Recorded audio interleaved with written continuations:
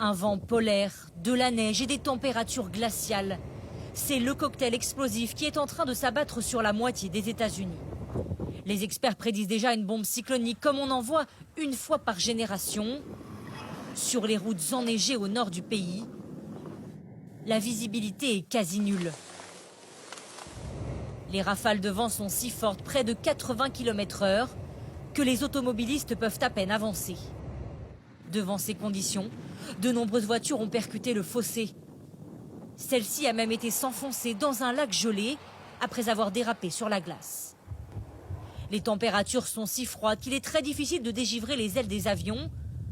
À Denver, moins 17 degrés, dans un des aéroports les plus importants du pays, des milliers de voyageurs attendent de pouvoir décoller. Au total, aujourd'hui, 3700 vols ont été annulés.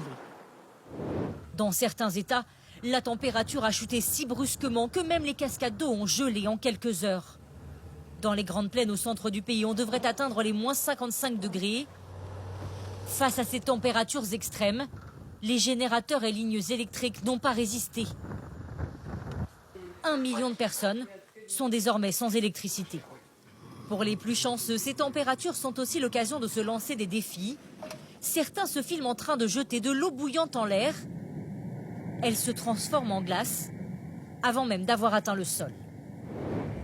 La tempête devrait se poursuivre encore tout le week-end de Noël et toucher progressivement le sud des États-Unis.